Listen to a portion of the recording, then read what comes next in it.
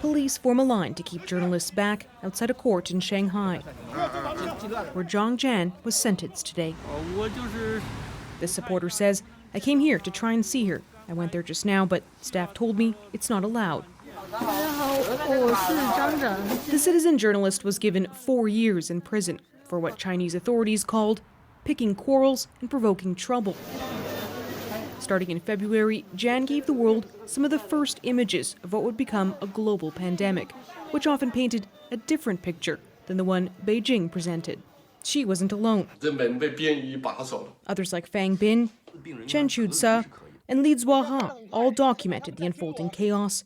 All disappeared or were detained at some point. Zhan is believed to be the first sentenced, but some worry she won't be the last.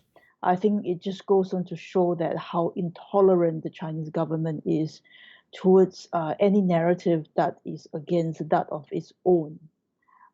Anyone who's trying to challenge the Chinese authorities' official narrative of COVID-19.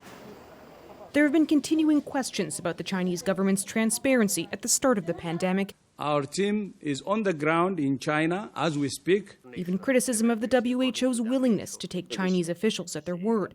Speaking to the CBC today, Canadian Bruce Elward, a senior WHO advisor, defended the response. You saw the people they were calling them the spacesuits, etc. The warning was there for the entire world that this was something very dangerous. They were locking down an entire city. This was back in January. The WHO will need Chinese cooperation next month when its team arrives in Wuhan to investigate the origins of the virus. As for Zhan's fate, her lawyer said today she's being persecuted for exercising her freedom of speech and plans to appeal. Farah Morali, CBC News, London.